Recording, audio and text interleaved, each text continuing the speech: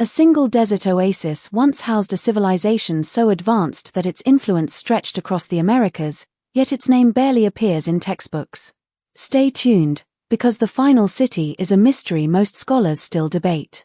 Cahuachi, the sprawling ceremonial hub of the Nazca culture, once pulsed with ritual activity that rivaled the grandest pyramids.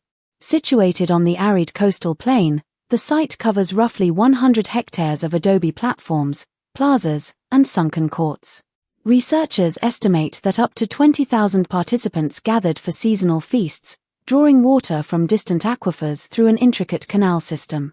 The city's layout aligns with celestial events, suggesting sophisticated astronomical knowledge. Though the Nazca are best known for their enigmatic geoglyphs, Cahuachi served as the political and religious heart, coordinating trade of pottery, textiles, and marine resources across the Pacific coast. Modern excavations, employing ground-penetrating radar, continue to reveal hidden chambers, hinting at a complexity that challenges earlier assumptions about desert societies.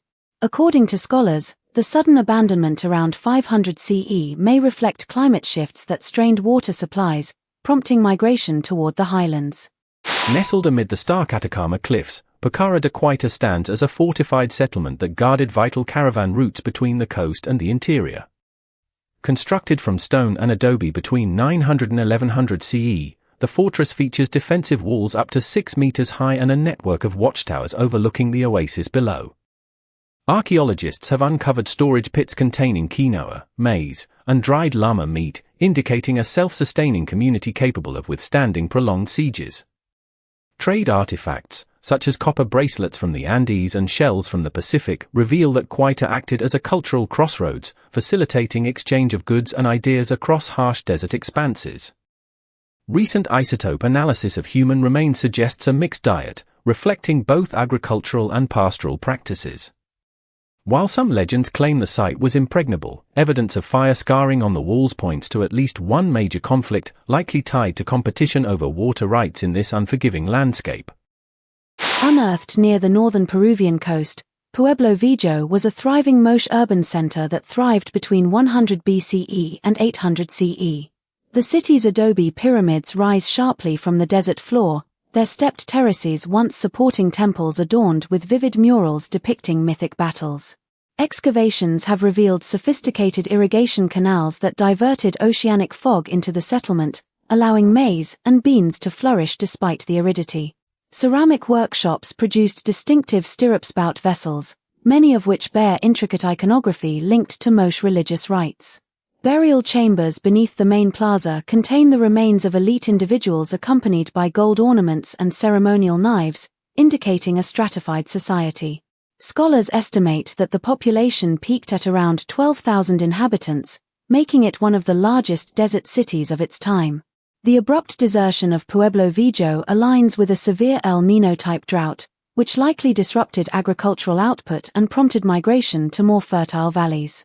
Surprisingly, the high-altitude oasis of Los Llamas housed a desert city that blended Andean and coastal traditions. Perched at 3,800 meters, the settlement features stone terraces engineered to capture meltwater from surrounding glacier, creating micro-farms that supported quinoa and tuber cultivation. Architectural analysis shows a hybrid style, rectangular adobe homes reminiscent of coastal cultures interlaced with circular stone structures typical of the highlands. Artifacts include copper tools fashioned with coastal motifs, suggesting long-distance trade despite the harsh environment. Radiocarbon dating places the city's zenith between 600 and 950 CE, a period when regional powers vied for control of trade routes crossing the Altiplano. The community's strategic location allowed it to serve as a relay point for caravans transporting salt, llama wool, and exotic shells. Some researchers argue that Los Llamas may have acted as a diplomatic hub, where treaties were negotiated under the watchful eyes of both Andean and coastal elites. Few people know that Tiwanaku, perched on the edges of the Salar de Uyuni, functioned as a desert metropolis that reshaped the cultural landscape of the southern Andes. Its monumental stone platforms, such as the Acapana Pyramid, were constructed using precisely cut limestone blocks, some weighing several tons, assembled without mortar, a technique that still puzzles engineers. The city's sophisticated water management system channeled brackish lake water through underground canals, supporting agriculture in an otherwise arid basin.